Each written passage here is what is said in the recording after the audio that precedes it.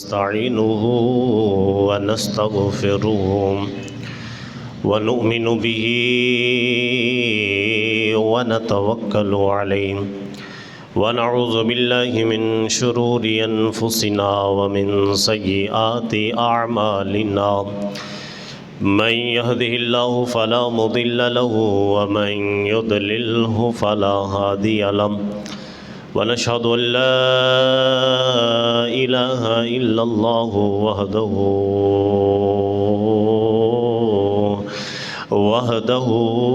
لا شريك له ونشهد أن سيدنا ومولانا وملجأنا ومأوانا وسيدنا وسندنا محمد صلى الله عليه وسلم والصلاة والسلام على من كان نبيا وآدم بين الماء والطين وعلى آله الطيبين الطاهرين وأصحابه وأزواجه وذريته وبارك وسلم عليهم أما بعد فأعوذ بالله من الشيطان الرجيم بسم الله الرحمن الرحيم من ذا الذي يقرض الله قرضا حسنا فيضاعفه له أضعافا كثيرا والله يقبض ويبسط وإليه ترجعون آمنت بالله صدق الله العظيم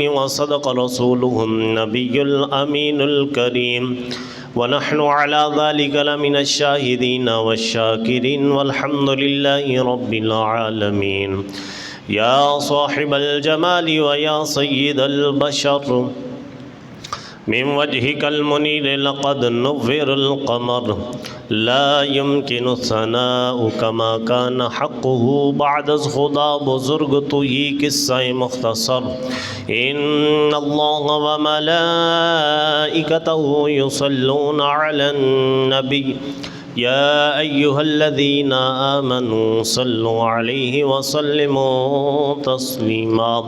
تمامی احباب مل کر بآواز بلند حضور سید عالم نور مجسم کائنات کے والی بے سہاروں کے سہارا محبوب کبریا جناب سیدنا محمد رسول اللہ صلی اللہ علیہ وآلہ وسلم کی بارگاہ میں درود پاک کا نذرانہ پیش فرمائیں۔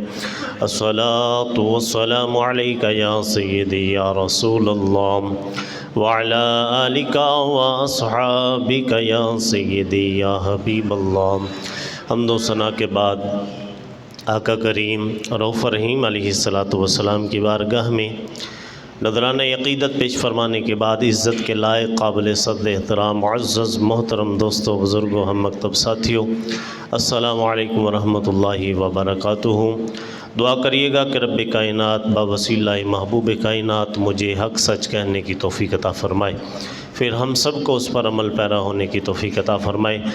اللہ تعالیٰ کے فضل اور کرم کے ساتھ آج سورۃ البقرہ کی آیت نمبر 245 پڑھنے کا شرف حاصل کیا۔ دعا کریے گا کہ اللہ تعالیٰ اپنے محبوب کا صدقہ منزل مقصود تک پہنچنے کی توفیق عطا فرمائے۔ وہ دن بھی ہم دیکھیں گے انشاءاللہ کہ قرآن پاک کی مکمل تفسیر ہماری ہوگی۔ اللہ تعالیٰ ہم سب کو عمل کی توفیق عطا فرمائے۔ پچھلے جمعۃ المبارک میں جو آیات تھی وہ اللہ تعالیٰ نے جہاد کے حوالے سے فرمایا تھا، اور دوسرا فرمایا تھا کہ کوئی بندہ موت سے بھاگ نہیں سکتا، بچ نہیں سکتا کہ بندہ کہ میں کہیں چھپ جاؤں گا یا کہے کہ مجھے موت آنی نہیں ہے۔ موت ہر جگہ آ کے رہتی ہے۔ پچھلی آیات کے اندر اللہ تعالیٰ نے اس حوالے سے ذکر فرمایا تھا اور مسلمانوں کو فرمایا تھا کہ اللہ تعالیٰ نے تمہارے اوپر جہاد کو فرض فرمایا ہے۔ یہ آیت مقدسہ بہت بڑا احسان ہے اللہ تعالیٰ کا۔ اللہ تعالیٰ فرماتا ہے من ذا الذی یقرض اللہ قرضا حسنا، فرمایا وہ کون ہے جو اللہ کو قرض حسن دے۔ ایک ہوتا ہے قرضہ ویسے دینا، ایک ہوتا ہے قرضہ حسنا جس کے بدلے میں لازماً فائدہ ہوتا ہے، جو برکت والا ہوتا ہے، منافع والا ہوتا ہے۔ اللہ تعالیٰ فرماتا ہے تم میں سے کون ہے جو اللہ تعالیٰ کو قرض حسنا دے، جو اللہ تعالیٰ کو قرض دے۔ یہ آیت مقدسہ کا نزول ہوا، پھر اس میں فرمایا فَيُضَاعِفَهُ لَهُ أَضْعَافًا كَثِيرًا، تو اللہ اس کو بڑھا کر اس کے لیے کئی گنا کر دے گا۔ قرضہ دو اللہ تعالیٰ کی ذات کو، رب خود فرما رہا ہے کہ اس کو کئی گنا، کئی فیصد زیادہ، اور ایک حدیث مبارکہ میں آتا ہے اللہ تعالیٰ ایک کے بدلے 700 عطا فرماتا ہے، ایک دو اور بدلے میں 700 گنا یہ اللہ تعالیٰ۔ اور ایک حدیث مبارکہ کا مفہوم ہے کہ اللہ تعالیٰ ایک کے بدلے 1000 گنا عطا فرماتا ہے، اور جس کو رب خود کہے کہ مجھے دو اور میں اس کو کئی گنا بڑھا کے تمہیں دوں گا، اس جو سودا تم میرے ساتھ کر رہے ہو اس کے اندر نقصان نہیں ہے، یہ پہلے بتا دیا۔ فَيُضَاعِفَهُ لَهُ أَضْعَافًا كَثِيرًا، رب فرماتا ہے جو مجھے دینا ہے نا اس میں خسارے والا کام نہیں ہے، خسارے والی کوئی ایک لمٹ بھی نہیں ہے، 1% بھی نہیں ہے کہ تم خسارہ دو۔ ابھی جی آیت مقدسہ نازل ہوئی تھی، نبی کریم علیہ السلام کے ایک صحابی وہاں پہ موجود تھے، جب یہ آیت مقدسہ کا نزول ہوا فوراً نبی کریم علیہ السلام کی بارگاہ میں عرض کیا، یا رسول اللہ صلی اللہ علیہ وسلم کیا واقعتاً ہی اللہ تعالیٰ قرض مانگ رہا ہے؟ کیا واقعتاً ہی اللہ تعالیٰ قرض مانگ رہا ہے؟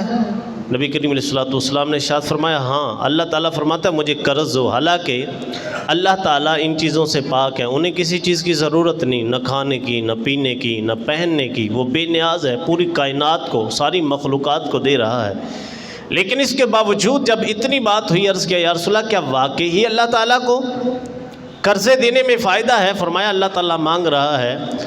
حدیث مبارکہ میں آتا ہے اس کا ایک کھجوروں کا باغ تھا، 600 کھجوروں کے درخت تھے اس باغ کے اندر، اپنی رہائش بھی اسی باغ میں تھی۔ اب باغ کے باہر کھڑے ہو کے اپنی بیوی اور بچوں کو آواز دیتا ہے جی باغ چھوڑ کے آ جاؤ، جی باغ میں نے اللہ تعالیٰ کو قرض دے دیا ہے، یہ اللہ تعالیٰ کی راہ میں لوٹا دیا ہے۔ اب اتنا کہا تو اللہ تعالیٰ نے بے بہا عطا فرمایا، حالانکہ رب کا وعدہ ہے تم اللہ تعالیٰ کو ایک آیت مقدسہ میں آتا ہے، رب فرماتا ہے ان اللہ اشترا، ہمارے لوگ لین دین کے ذرا شوقین ہوتے ہیں، جس کو ہم کہتے ہیں سودا بازی، کوئی تھوڑے پیسوں میں اچھی چیز لے لے وہ بڑا خوش ہوتا ہے، کہتا ہے یار یہ سودا دیکھیں کتنا فائدہ مند ہے، موبائل لیا 20,000 کا، سیل کر دیا 30,000 کے اندر، اب وہ کہتا ہے کہ یار بڑا فائدہ ہوا اس میں، 10,000 روپیہ مجھے بچا ہے اس میں۔ کسی نے لاکھوں کی پراپرٹی لی، کروڑوں میں بیچ دی، وہ کہتا ہے دیکھیں اتنا فائدہ ہوا ہے، اور اللہ تعالیٰ اسی انداز کو فرماتا ہے ان اللہ اشترا۔ اب بندے کبھی اپنے رب سے بھی سودا کر، تو رب کے ساتھ بھی تو سودا کر کے دیکھ، یا اللہ تیرے ساتھ سودا کس طرح؟ رب فرماتا ہے بِأَمْوَالِ، اپنے مال اور جان کو میرے حوالے کر دے، حالانکہ میرے سمیت ہم سب کا عقیدہ یہ ہے کہ مال بھی اللہ تعالیٰ کا ہے، جان بھی اللہ تعالیٰ کی ہے، نہ مال ہمارا ہے نہ جان ہماری ہے۔ ابھی کروڑوں کی پراپرٹی ہو، بندے کا بہت زیادہ بزنس ہو، کافی مال اکٹھا کیا ہو، اچانک آگ لگ جائے، بندے کا اختیار ہے، سودا کیا جس کے ساتھ وہ بھاگ جائے، کوئی فائدہ ہے؟ آپ تو کسی کو سمجھانے کی ضرورت نہیں، بات خود ہی سمجھ آ جاتی ہے۔ کتنی اموات آپ نے ایسی دیکھی، آپ کہتے ہیں یار ابھی میرے سامنے سے گزرا تھا، میرے ساتھ بیٹھ کے چائے پی ہے، ابھی صبح ملاقات ہوئی تھی، 10 منٹ پہلے ادھر بیٹھا تھا چلا گیا، اچانک ہارٹ اٹیک آیا، فوت ہو گیا۔ یہاں سے صحیح سلامت نکلا، رستے میں ایکسیڈنٹ ہوا، گیا، کروڑوں کی گاڑی بھی گئی، جان بھی گئی۔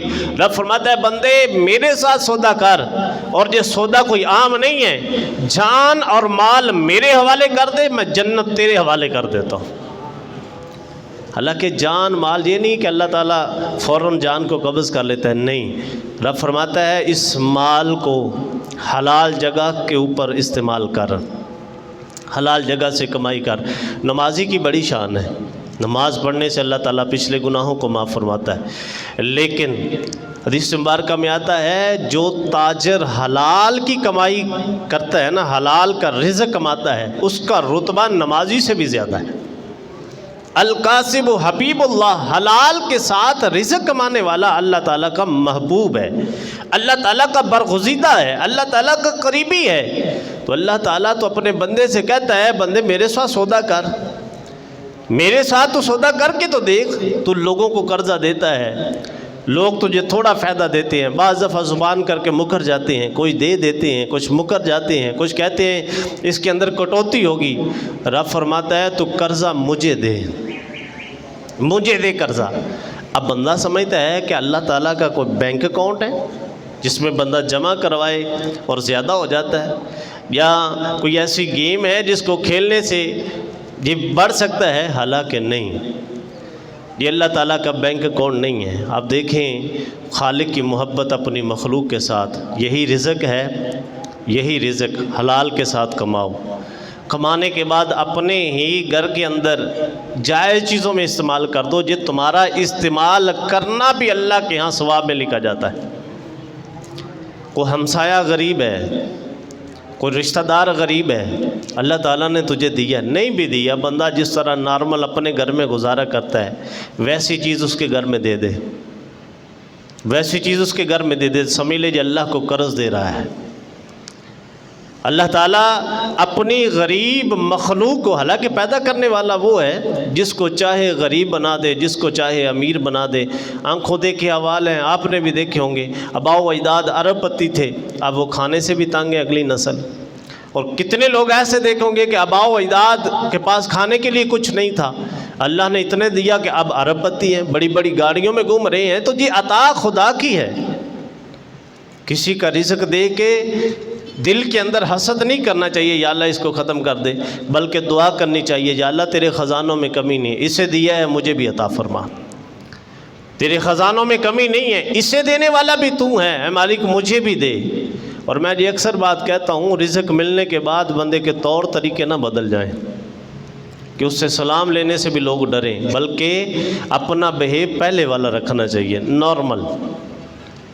نارمل بہیو ہو تو پھر اللہ تعالیٰ اس کو بڑھاتا ہے۔ تو رب کہتا ہے مجھے قرض حسنہ دو، فَيُضَاعِفَهُ لَهُ أَضْعَافًا كَثِيرًا۔ یہ کمیٹیاں بھاگنے والی ہیں، یہ لوگ دھوکہ دینے والے ہیں، ویب سائٹیں بند ہونے والی ہیں، بہت سارے دھوکے ہو رہے ہیں۔ رب فرماتا ہے فَيُضَاعِفَهُ لَهُ أَضْعَافًا كَثِيرًا۔ جو قرضہ مجھے دے گا نا وہ سود کے زمرے میں نہیں آئے گا، بلکہ میں اس کو کئی گنا بڑھا کے تمہیں واپس دے دوں گا۔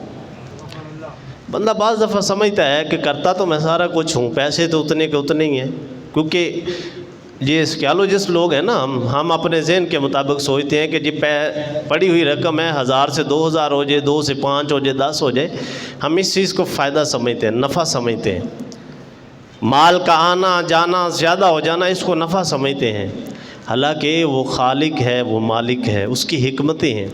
بعض دفعہ رزق ایسے بڑھاتا ہے، فائدہ ایسے دیتا ہے کہ بیماری کو دور کر لیتا ہے، بعض دفعہ زندگی بڑھا دیتا ہے، تھوڑے کھانے میں سکون پیدا کر دیتا ہے، اولاد کے اندر محبت پیدا کر دیتا ہے۔ اب ایک بندہ کروڑ پتی ہو، 4 بچے ہوں، 4 اکٹھے نہ بیٹھ سکیں، تو اس کے پیسوں کا کوئی فائدہ ہے؟ مال و دولت کا کوئی فائدہ ہے؟ اس کی کمائی کا کوئی فائدہ ہے؟ وہ کہتا ہے یار میں کیا کروں، یہ بچے آپس میں نہیں بیٹھ سکتے۔ لیکن ایک کے پاس تھوڑا ہے لیکن اولاد ساری فرما بردار ہے، جس طرف اشارہ کرتا ہے وہ جان دینے تک چلی جاتی ہے۔ تو یہ ہے فائدہ۔ بعض دفعہ بندہ کہتا ہے کہ میں کام تو سارے ٹھیک کرتا ہوں لیکن پہلے کی نسبت زیادہ نیچے جا رہا ہوں، میں خیرات بھی کرتا ہوں، میں نماز بھی پڑھتا ہوں، میں سارے نیکی کے کام کرتا ہوں، اللہ جتنی ہمت دیتا ہے میں اتنا کام کرتا ہوں، لیکن میں دن بہ دن نیچے جا رہا ہوں، پہلے کی نسبت میرے حالات تنگ ہو رہے ہیں۔ اس کی کیا وجہ؟ کیا مجھے فائدہ نہیں ہو رہا؟ اللہ کے بندو، جب رب کسی کو قریب کرتا ہے تو پھر اسے آزماتا بھی ہے کہ یہ وہ ہمارے بزرگ مثال دیا کرتے تھے کہ یہ جو مکان کے اندر ہم اینٹ استعمال کرتے ہیں یہ اسی طرح نہیں ہوتی، پہلے مٹی، پھر پانی کے اندر، پھر اس کو گوندنا، پھر ایک سانچے کے اندر آنا، اس کے بعد سانچے کے بعد پھر آگ میں، اب وہ 7-8 دن آگ برداشت کرتی ہے، پھر آگ برداشت کرنے کے بعد پھر شانٹی ہوتی ہے، اس میں 1 نمبر 2 نمبر کچھ ضائع بھی ہو جاتی ہیں، حالانکہ جو ضائع ہوتی ہے وہ زیادہ پک جاتی ہے، جس کو ہم خنگر بولتے ہیں، لیکن ہم کہتے ہیں یار یہ چنائی کے لیے ٹھیک نہیں ہے، یہ نیچے نیچے کام کر سکتی ہے، لیکن اس کے بعد پھر کہیں جا کے وہ ایک دیوار کا حسن پیدا کرتی ہے۔ رب بندے کو آزماتا ہے، رزق دے کے بھی آزماتا ہے، رزق واپس لے کے بھی آزماتا ہے۔ یہ مت سمجھنا کہ کوئی بندہ کہے کہ اللہ تعالیٰ صرف آزمائش امیروں کو دیتا ہے۔ سورہ فجر کے اندر اللہ تعالیٰ فرماتا ہے کہ میں رزق دے کے بھی آزماتا ہوں، میں غریبی دے کے بھی آزماتا ہوں۔ اور اللہ تعالیٰ نے یہ صرف ہمیں نہیں، اپنے انبیاء کرام کو بھی آزمایا۔ حالانکہ نبی کریم علیہ الصلوۃ والسلام آپ کی جو اللہ تعالیٰ نے جس طرح آپ کو عطا کیا تھا، پہلے نبیوں کے اوپر اتنی کرم نوازیاں نہیں ہوئی جتنی اللہ تعالیٰ نے امام الانبیاء علیہ الصلوۃ والسلام پر کی۔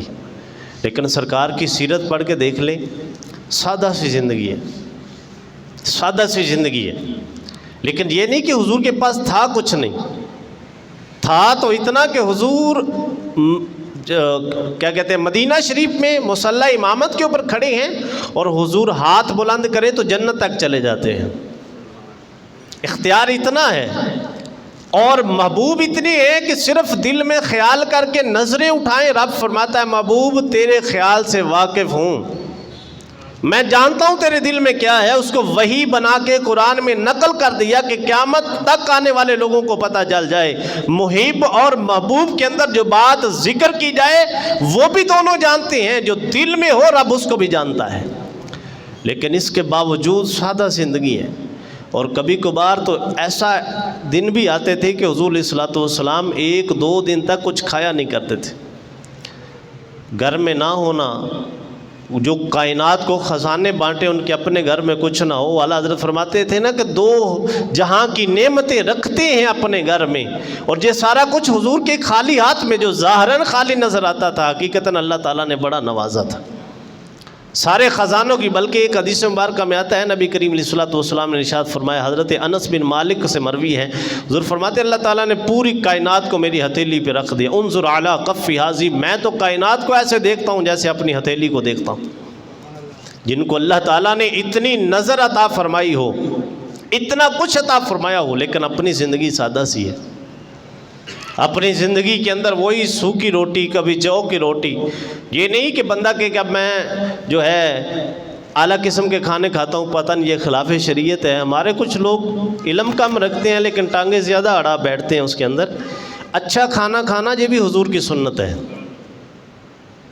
اچھا کھانا کھانا، ہمیں کہتے ہیں نا کدو شریف کھانا حضور کی سنت ہے، انکار نہیں ہے، کدو شریف کھانا حضور کی سنت ہے۔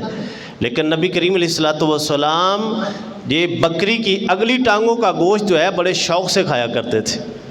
اب کدو شریف 100 روپے کلو ہے اور بکرے کا گوشت 2600 روپے کلو ہے۔ اب جو کدو کھا رہا ہے وہ بھی حضور کی سنت ادا کر رہا ہے، اور جو بکرے کا گوشت کھا رہا ہے وہ بھی دل میں رکھے میں بھی حضور کی سنت ادا کر رہا ہوں۔ سرکار علیہ الصلوۃ والسلام نے سادہ کپڑے پہنے، عام آدمی کو نوازا۔ ایک غریب ہے صاف ستھرے کپڑے پہنتا ہے، اگر پرانے پہن رہا ہے وہ کہے حضور علیہ الصلوۃ والسلام کی سنت ہے۔ سرکار نے پرانے کپڑے پہنے تھے، حضور علیہ الصلوۃ والسلام دھو کے اس کو استعمال کر لیا کرتے تھے۔ اب ایک بندے کو اللہ تعالیٰ نے زیادہ دیا ہے تو سرکار نے صرف وہ پرانے کپڑے نہیں پہنے، سرکار نے ایک وقت میں 1000 کی یمنی چادر بھی پہنی ہے۔ جو اچھے سے اچھا کپڑا پہنتا ہے وہ بھی سمجھے میں حضور کی سنت ادا کر رہا ہوں۔ جو سواری ہے، جس کے پاس سائیکل ہے وہ بھی شکر ادا کرے۔ سرکار نے پیدل سفر بھی کیا، حضور نے نارمل سواری کے اوپر بھی، جس طرح خچر وغیرہ ہے اس کے اوپر بھی سفر کیا۔ نبی کریم علیہ السلام نے اونٹ کے اوپر بھی سفر کیا، نبی کریم علیہ الصلوۃ والسلام نے گھوڑے کے اوپر بھی سفر کیا۔ اب جس کے پاس جیسی سواری ہے وہ شکر ادا کرے کہ اللہ تعالیٰ نے مجھے یہ عطا فرمایا۔ اصل میں نا بات جہاں سے بگڑتی ہے، ہم اپنے سے اوپر والے کا سوچ لیتے ہیں، جہاں سے بات بگڑتی ہے، جہاں سے سٹیٹس خراب ہوتا ہے۔ اب ایک آدمی کروڑ پتی ہے، ایک دن کا اللہ تعالیٰ نے اس کو بزنس دیا ہے، کما رہا ہے، ایک دن کا 1,00,000 روپے آ رہا ہے، ایک بندہ ایک دن کا 500 لے کے آ رہا ہے۔ اب وہ اگر 1,00,000 والی سوچ رکھے گا تو ظاہراً یا غالباً وہ کوئی غلط کام کرے گا درمیان، کیونکہ سٹیٹس نہیں ہے ایک جیسا۔ ہاں ایک چیز اللہ نے رکھی ہے، وہ دعا کرے، مالک اسے دینے والا بھی تو ہے، مجھے دینے والا بھی تو ہے، میں اتنے پہ راضی ہوں، میں اتنے پہ راضی ہوں، اے میرے مولا میرے لیے اپنے خزانوں میں وسعت عطا فرما۔ اور جو ریگولر جمعہ پڑھتے ہیں ان کو پتہ ہے، میں نے ایک دفعہ ایک حدیث مبارکہ بیان کی تھی، سرکار علیہ الصلوۃ والسلام نے ارشاد فرمایا جب اللہ سے مانگنا ہے نا تو پھر ڈٹ کے مانگنا ہے، ضد کر کے مانگنا ہے، کیونکہ اس کے خزانوں میں کمی نہیں ہے۔ کسی دنیا دار سے مانگو گے نا تو پھر خیال آتا ہے کہ پتہ نہیں دے گا یا نہیں دے گا۔ سرکار فرمایا جب رب سے مانگنا ہے تو یقین کامل سے مانگنا ہے۔ پھر آپ وہ میاں صاحب فرماتے در تیرے تے اڑیاں کرساں جیوے بال انیڑے، یعنی کہ چھوٹے بچے جب ضد کرتے ہیں تو وہ چیز لے لیتے ہیں۔ جب اللہ کے حضور آپ نے دعا مانگنی ہے تو پھر اس یقین سے مانگنی ہے کہ یا اللہ میں نے خالی ہاتھ نہیں جانا، نہیں جانا، کیونکہ وہ پردہ چاک نہیں کرتا کسی کا بھی۔ اسی لیے وہ فرماتا ہے نا من یقرض اللہ بہ قرضا حسنا، بندے مجھے قرضہ دے، مجھے قرضہ دے، کون ہے جو تم میں سے مجھے قرضہ دے گا؟ فَيُضَاعِفَهُ لَهُ أَضْعَافًا كَثِيرًا، میں اسی قرضے کو اضافے کے ساتھ واپس کروں گا۔ ہے کوئی آج تک ایسا بینک بنا جو کہے کہ آپ 10 روپے دو اور بدلے کے اندر 700 ملے گا؟ اس سود کے نظام کے اندر بھی، حالانکہ سود حرام ہے، اس نظام میں بھی اتنا نفع نہیں ہے جتنا اللہ تعالیٰ فرماتا ہے میرے ساتھ مجھے قرض دینے میں جو نفع ہے وہ اتنا پہنچے گا۔ حالانکہ آپ کر کے تو دیکھیں ذرا، دل کو تھوڑا سا کھولیں۔ اب یہ بھی نہیں ہے کہ بندہ سارے گھر کا مال اٹھائے اور دے دے، وہ صحابہ کی سنت تھی، سرکار کا زمانہ تھا، سرکار نے ان کی آسانی اور مشکل کشائی فرمائی، لیکن ان چیزوں سے سرکار نے منع فرمایا کہ بندہ کے گھر کا سارا سامان اٹھائے اور کہے میں اللہ کی راہ میں دے رہا ہوں۔ سرکار نے فرمایا درمیانہ روی کریں، درمیانہ روی۔ اب درمیانہ روی کیا ہے؟ سارا بھی نہیں دینا، سارا بھی نہیں رکھنا۔ بخل سے بھی منع فرمایا کہ بالکل بھی نہیں دینا۔ اور ہمارے ہاں ذرا خیرات دینے کا ایک اپنا ہی انداز ہے، کسی کو کپڑے دیے جو پھٹے پرانے ہو گئے، جو اپنے استعمال میں نہیں رہے، بالکل۔ ایک ہوتا ہے ویسے چھوٹے ہو گئے لیکن کنڈیشن ٹھیک ہے وہ دے سکتے ہیں، ایک ہے جو ضائع ہو گئے ہیں بالکل، کوئی خود بھی نہیں پہن سکتا اور پہنے تو شرم محسوس کرتا ہے، اور وہ کہے کہ چلو یار یہ کسی غریب کو دے دیتے ہیں۔ اور یہ کلیجی والا معاملے سے تو میں خود بڑی نفرت کرتا ہوں۔ یہ ہمارے روڈوں کے اوپر بیٹھے ہوئے ہیں، یہ کیا ہے جی 20 روپے کا میری طرف سے صدقہ کر دیں، 50 روپے کا میری طرف سے صدقہ کر دیں۔ اب وہ کلیجی پھپھرے لے کے پتہ نہیں حلال کے ہیں، حرام کے ہیں، مردہ کے ہیں، زندہ کے ہیں، کوئی علم نہیں۔ اب اس کو سر کے اوپر، آپ ہمارے سر کے اوپر گھمانے لگے، ہم خود بھی سر نیچے کرتے ہیں کہ ہمارے سر کے ساتھ نہ لگ جائے۔ مجھے بتاؤ اگر وہ پھپھرے کوئی پکا کے ہمیں دے، ہم کھا سکتے ہیں؟ جو 50 روپے دے رہا ہے بندہ اس کو کہ یار یہ پکا کے تمہیں دیتے تو انہیں کھانے ہیں، کھا سکتا ہے بندہ؟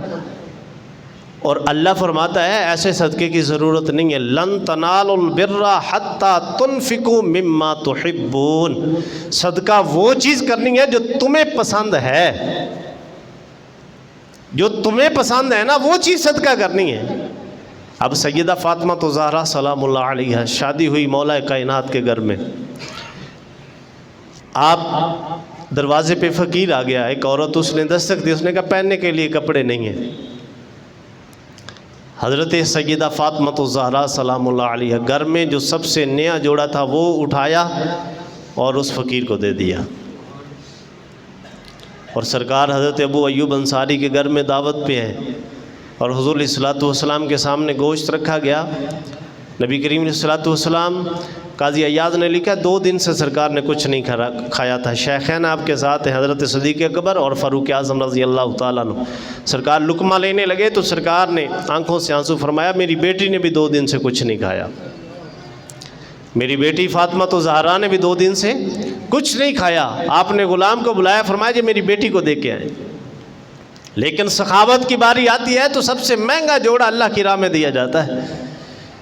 نبی کریم علیہ الصلوۃ والسلام آپ بوقت وصال، سیدہ عائشہ صدیقہ رضی اللہ تعالیٰ عنہ فرماتی تھی میں نے کبھی نہیں دیکھا ہمارے گھر میں کوئی سامان 2 دن سے زیادہ گزرے جو ضرورت سے زائد ہو، وہ والا۔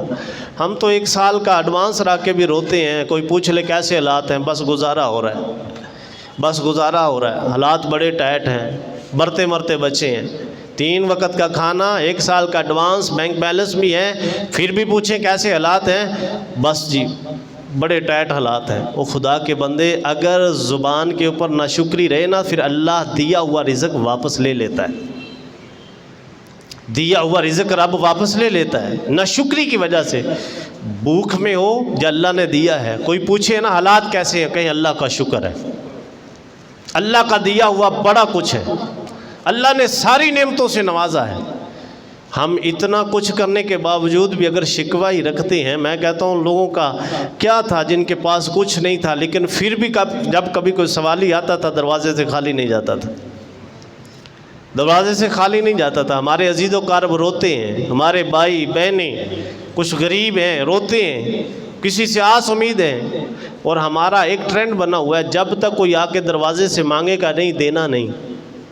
اس کی وجہ ہے نا، کل تجھے بتائیں گے اسے، یہ تیرا مشکل وقت میں نے حل کیا تھا۔ تو میں ایک بات یہ عرض کرتا ہوں، اگر یہی وقت تیرے اوپر آ جائے، یہی وقت تمہارے اوپر آ جائے، تو بتاؤ کس منہ سے بندہ کسی سے مانگ سکتا ہے؟ اس لیے اللہ وہ صدقہ قبول نہیں کرتا جس کا ہمسایہ بھوکا ہو، جس کا رشتہ دار بھوکا ہو اور وہ کسی تیسرے کو نوازتا پھرے۔ ایسی خیرات اللہ کی بارگاہ میں قبول نہیں ہوتی۔ سب سے پہلا حق رشتہ داروں کا، ہمسائے کا، اس کے بعد پھر دیکھیں یار اس دور کے اندر جتنی مہنگائی ہوئی ہے، اس میں اگر کسی کے 3-4 بچے ہیں، کرائے کا مکان ہے، بجلی کا بل تو بڑے بڑوں کی ہوا ٹائٹ کر دیتا ہے، جو مسجد کا بل آتا ہے بڑی مشکل سے پورا کرتے ہیں، حالانکہ اتنے لوگ تعاون کرتے ہیں، آسانی ہو جاتی ہے۔ میں سمجھتا ہوں اگر کسی ایک گھر کا اتنا بل آ جائے اس کے لیے کتنا بڑا بوجھ ہوگا۔ آپ دیکھیں کہ یار اس کی آمدن 20-25 ہزار ہے، 10 ہزار کرایہ دے رہا ہے، 10 ہزار بجلی کا بل دے رہا ہے، 5 بچے بھی ہیں، اسکول بھی پڑھتے ہیں، فیسیں بھی ہیں۔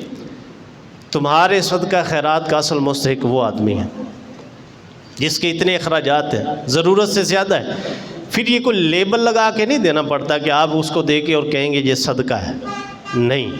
اگر آپ ایز اے تحفہ اس کو دے دیں تو اس کا زیادہ ثواب ہوگا، تمہاری طرف سے صدقہ ہو جائے گا۔ نیت کر لیں کہ یہ چیز میں صدقہ نکال رہا ہوں، اسے کہیں یار یہ میری طرف سے تحفہ ہے، میری طرف سے، آپ کو پتہ ہے اس کے گھر میں اس چیز کی ضرورت ہے، آپ وہ چیز لے کے دے دیں اور کہیں یار آپ میرے ہمسائے ہیں، میرے رشتہ دار ہیں، اور میرے بچوں کے پاس یہ چیز تھی، میرے بچے بھی آپ کے ساتھ ہی کھیلتے ہیں، میں سمجھتا آپ کے گھر میں بھی یہ چیز آ جائے۔ تو ان چیزوں کا خیال رکھیں، یہ اللہ تعالیٰ کو قرض حسنہ دینا ہے۔ حقیقت میں اللہ تعالیٰ کو یہی ہے قرض حسنہ دینا۔ جس دل میں انسانیت کی درد آ جاتا ہے نا، جس دل میں بھی، اللہ تعالیٰ پھر اس دل کو اور اس گھر کو غنی کر دیتا ہے۔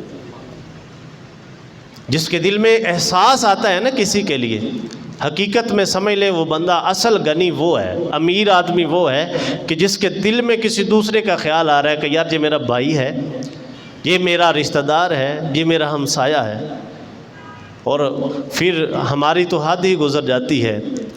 وہ میں کہتا ہوں کہ ایسا نہ ہو کہ آپ کا جنازہ اٹھے اور کوئی کہے یا اللہ تیرا شکر ہے ایک بلا ٹل گئی، بلکہ مشکل وقت آئے، بیماری آئے، کسی کو کہنے کی ضرورت نہ پڑے، ہر زبان پہ آئے یا اللہ اس کو صحت یابی دے دے۔ یہ بڑے لوگوں کا آسرا تھا، ہم تو کسی اور طرف چلے گئے۔ انسانیت میں بڑی چیزیں ہیں، ہم نے ان چیزوں کو چھوڑا اور ہم ایک دوسرے کی لگامیں کھینچنے میں چلے گئے، ہم ایک دوسرے کو نیچا کرنے کے اندر لگے ہوئے ہیں۔ اللہ کے بندو اپنا کام کریں۔ اس دور کے اندر، اس جو دور گزر ہے، اس کے اندر اگر کوئی بندہ رزق حلال کما رہا ہے، میں سمجھتا ہوں اللہ کا ولی ہے۔ اس دور کے اندر بغیر حرام کے نماز پڑھے، قرآن پڑھے، رزق حلال کمائے، بس یہی اس کی ذمہ داری ہے۔ اور دوسرا ہے رشتہ داروں کے ساتھ اچھا سلوک کریں۔ بعض دفعہ کچھ اڑیل قسم کے رشتہ دار ہوتے ہیں جن کے ساتھ بندہ احسان کرتا رہتا ہے، لیکن وہ ہر موڑ پہ بغل میں چاقو دبائے ہوئے ہیں کہ کہیں موقع ملے ہم نے لگانا ہے۔ تو بھائی یہ ان کی عادت ہے، یہ ان کی عادت ہے۔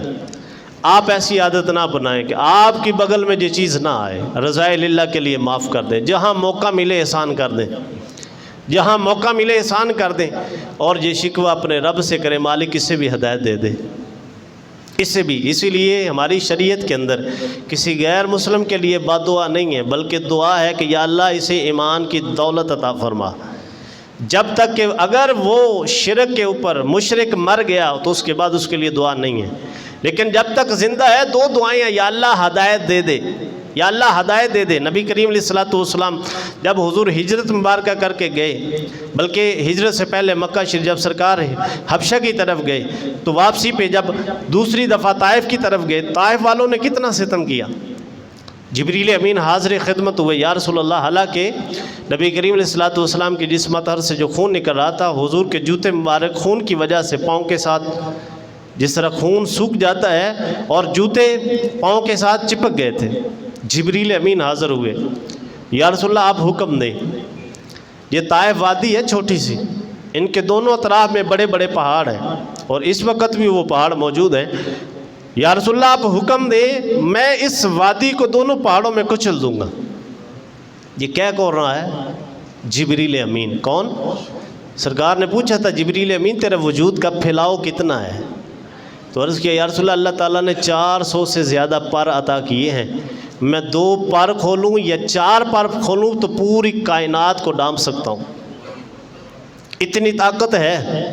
تو عرض کیا یا رسول اللہ آپ حکم دیں، یہ وادی طیف تو چیز ہی کوئی نہیں، آپس میں کچل دیتا ہوں۔ سرکار نے بدعا فرمائی، فرمایا نہیں یہ مجھے نہیں سمجھتے، اس کی نسلیں مجھے سمجھے گی، یا اللہ ان کو ہدایت عطا فرما، یا اللہ ان کو ہدایت عطا فرما۔ آج وہی طائف ہے، سارا کا سارا مسلمان ہے، سارے مسلمان آباد ہیں وہاں پر۔ تو آپ کسی سے اس قسم کا کبھی بھی وقوع نہ کریں جو آپ کے ساتھ کسی نے کیا ہے، یہی تو ایک یادگیری ہوتی ہے۔ یہ برائیاں بھولنے کے لیے ہوتی ہیں۔ کوئی اگر آپ کے ساتھ ایسا سلوک کرتا ہے تو اس کو نظر انداز کر دیں، جہاں موقع ملے آپ احسان کر دینا، خوشی غمی پہ جانا، بے لوث جانا۔ ہمارے ہاں تو یہ نیندرے جو دیے جاتے ہیں یہ ولیمے کے اوپر، ہم وہاں پر بھی انہی کو حضور فرمایا سب سے بہترین ولیمہ وہ ہے جس میں زیادہ غربا ہو، غریب لوگ زیادہ ہوں، اور ہمارے ولیمے کے اندر ایسے لوگ شامل ہوتے ہیں۔ ہم تو خصوصی دعوتیں دیتے ہیں کہ چند لوگ آئیں گے، حالانکہ یہ دعوت غریبوں کے لیے تھی، امیروں کے لیے نہیں تھی۔ اور وہاں جو ہمارے پیسے دیے جاتے ہیں وہ بھی اسی نظر کے اوپر دیے جاتے ہیں کہ اس نے 500 دیا تھا، میں نے 1000 دینا، اس نے 1000 دینا، اس نے 2000 دینا۔ حالانکہ یہ شریعت میں بھی ایسے احکام نہیں۔ ہم نے شادی مہنگی اتنی کر دی ہے کہ اب غریب بچیاں گھر میں رو رہی ہیں، شادیاں ہوتی نہیں، اتنا جہیز، اتنا سامان، اتنے معاملات، شریعت کو چھوڑا اور ہم نیچے سے نیچے چلے گئے۔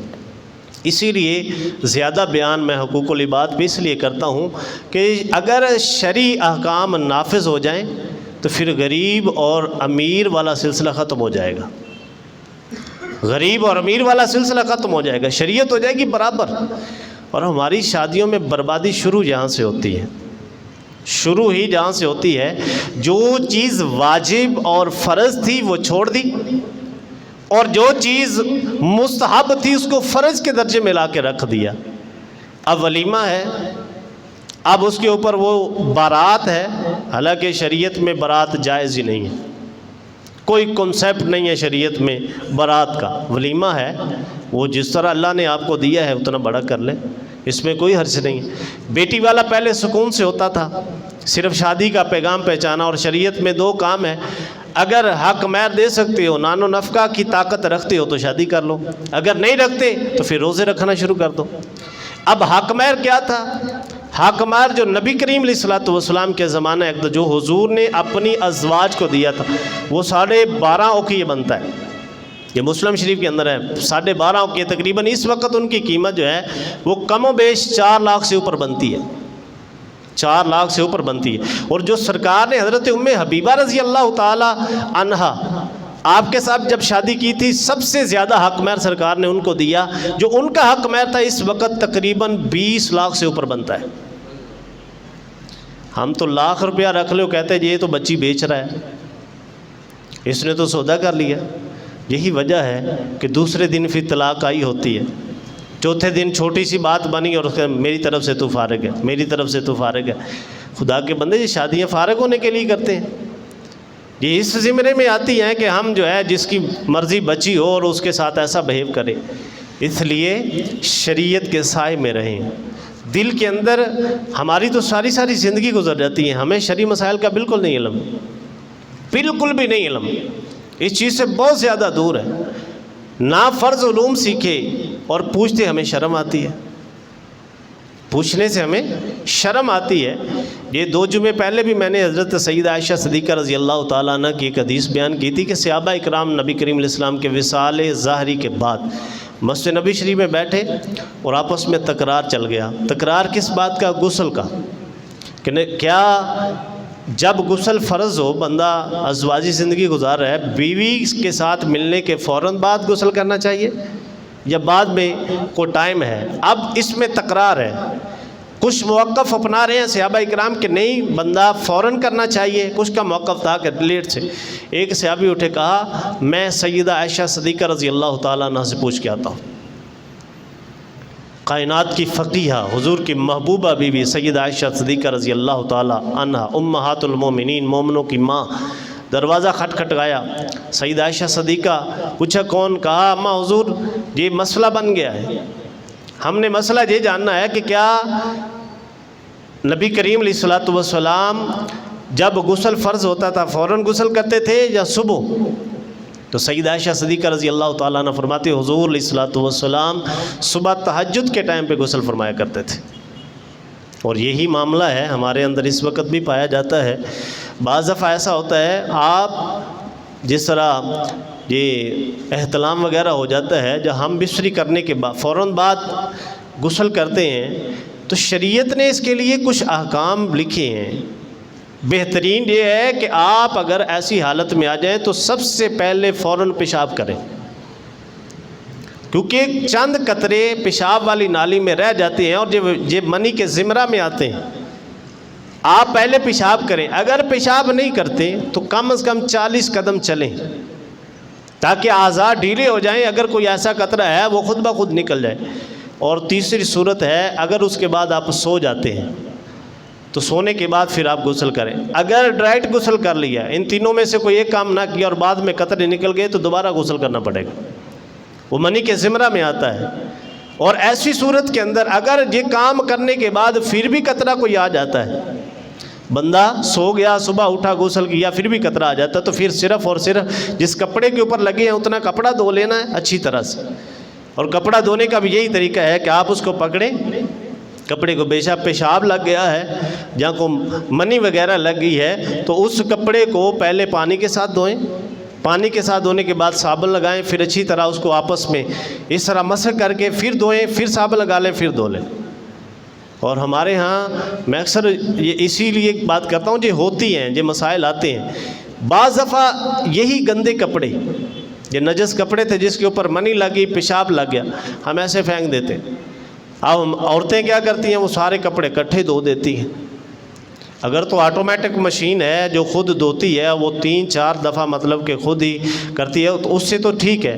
اگر نارمل طریقے کے ساتھ دھوتے ہیں اور اس کے اندر احتیاط نہیں کی جاتی تو سارے کپڑے نجس ہو جاتے ہیں، سارے کے سارے کپڑے نجس ہو جاتے ہیں۔ اس لیے بہتر حال یہ ہے کہ جو مرد کے ساتھ اگر یہ معاملہ آتا ہے تو مرد اپنے اتنے کپڑے خود دھوئے، جب آپ غسل کے لیے جاتے ہیں وہ کپڑے ساتھ لے جائیں، غسل کرنے سے پہلے وہ کپڑے اچھی طرح دھو لیں، جتنے اوپر نجاست لگی ہے وہ کپڑے دھو لیں، اس کے بعد غسل کر لیں۔ اس لیے عورتیں جتنے کپڑے کے ساتھ ان کے نجاست لگی ہے وہ اپنے کپڑے خود دھو لیں، باقی بے شک پھر سارے اکٹھے مشین میں دھو لیں، اس کے ساتھ نجس نہیں ہوتے۔ اللہ تعالی ہم سب کو عمل کی توفیق عطا فرمائے۔